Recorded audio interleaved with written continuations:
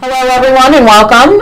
Again, I am Tammy Mangus, Superintendent of Schools. I'm Denise Sedaria, School Business Administrator. We're here today to continue on in our budget basics video series, talking to you about, this time, expenditures and revenues. In our first budget video, we gave you the budget basics. Today we are really here to talk to you about where we get our money and how we're legally allowed to expend it. Right, but there are two parts to all sides of a budget story: what we're going to spend our money on, but of course, how we're going to get our money. Correct. So that's what we're here to discuss today. So expenditures are, of course, the spending side of a budget. And I understand that there are three different puzzle pieces in terms of our expenditures. So I was hoping, Denise, that you could help us understand these three expenditure points. Right. The budget's broken into three parts. You have the program budget, the administrative budget, and the capital budget. Okay? So, program budget, that is where the teachers are paid from. You have the teachers, their salaries and benefits. When we purchase supplies and materials so the students have what they need to get their education, textbooks. That is basically what you're talking for your instructional side.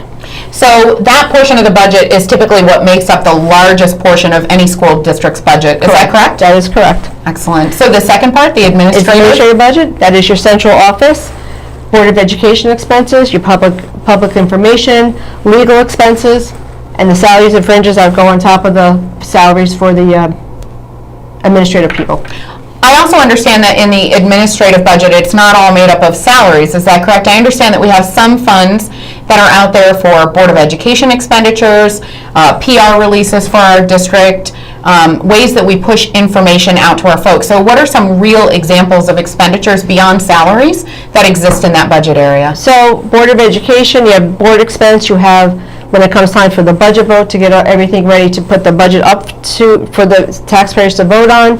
We have public relations, which is our newsletters, the calendars, our website that we have that everybody has access to.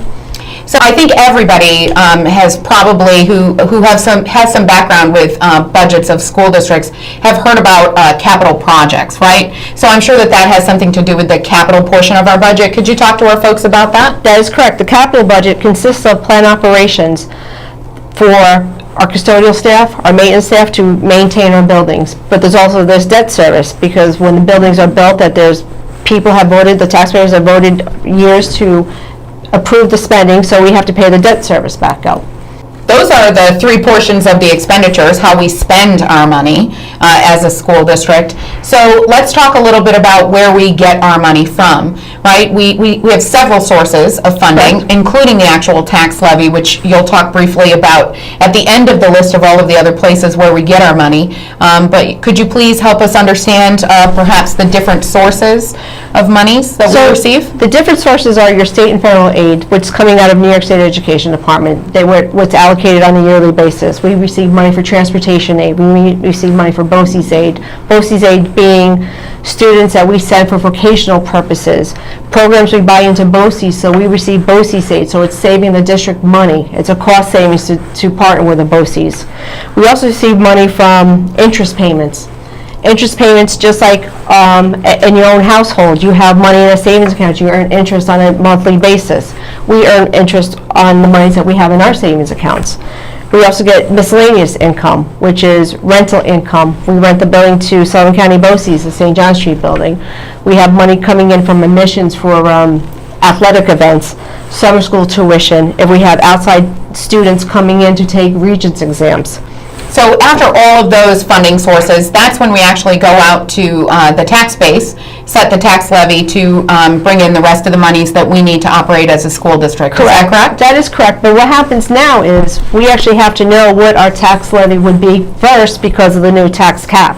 Absolutely. So that number is actually set first because there's only a limit to what we can do. From there, then we make sure we have the rest of the income to come in, and we have to make sure then once the revenues are in place that the expenditures meet those revenues.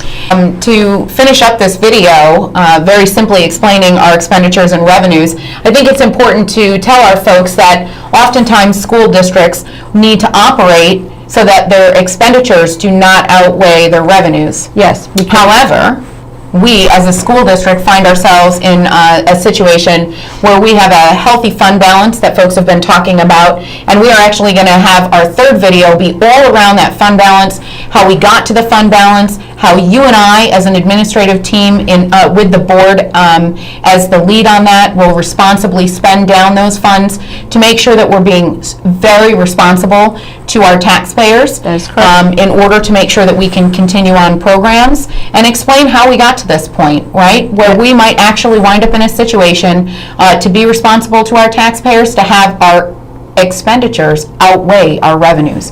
So we look forward to speaking to you about that. Take care, be well, and we hope that you'll join us for our third series, Fun.